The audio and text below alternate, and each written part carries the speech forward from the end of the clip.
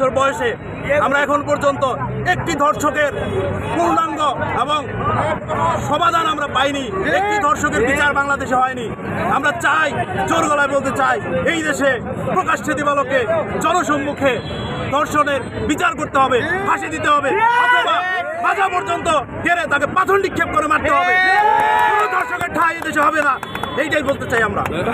করার জন্য দাঁড়িয়েছি। এখানে সমস্ত মেয়ে, মা, বোনেরা এখানে সবাই আমাদের সাথে সমবেত হয়েছে।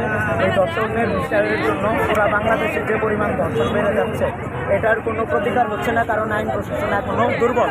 আমাদের কালিহাতী প্রশাসন যেভাবে একটুভাবে কাজ করতেছে, আমি পুরো বাংলাদেশে যদি আমাদের কালিহাতী প্রশাসনের মতো কাজ বা অ্যাক্টিভিটিস পাইতাম, আমার মনে হয় আইন প্রশাসনের দ্বারা এই দেশে ধর্ষণের বিচারটা হইতো। আমাদের কালিহাতী বা এলাকাতে যে ধর্ষণের বিরুদ্ধে প্রশাসনের যে অ্যাক্টিভিটিস, আমাদের ছাত্র বা সবার যে অ্যাক্টিভিটিস, এটা বাংলাদেশের মধ্যে নাই। যে দেশে 8 বছরের একজন বাচ্চা ধর্ষণ হয়, সে দেশে কিভাবে একজন নারী অধিকার প্রতিষ্ঠিত হইতে পারে? আমাদের দেশ কখনোই স্বাধীন হয় নাই, কারণ আমাদের দেশের মা বোনেরা এখনো এই দেশে নিরাপদভাবে করতে পারে না।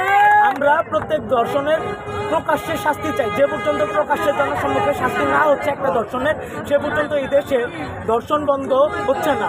এর জন্য আমরা সবাই আজকে দাঁড়িয়েছি।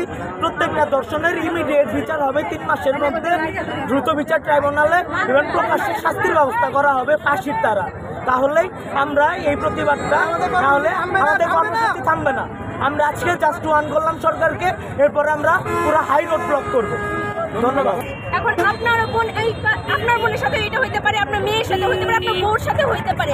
যেহেতু দেখা যাইতেছে যে গিয়া মানুষ ঘরে গিয়া ধর্ষণ করতেছে। দেশ যদি 2 বার স্বাধীনতাই হইতে, 2 বার যদি স্বাধীনই হয়, তবে কি ধরনের স্বাধীন হইল যে মেয়েদের উপরে এই অত্যাচারটা হয়? দেশে অর্ধেক নারী, অর্ধেক নর। এই নারী জাতি যদি নিচে পড়া যায়, তবে কি হচ্ছে দেশ উন্নত হবে কি অনুন্নত হবে? যদি দেশকে উপরে উঠাইতে হয়, দুজনকে স্বাধীনতা সুন্দরভাবে চলতে হবে। ওইটা হচ্ছে কথা।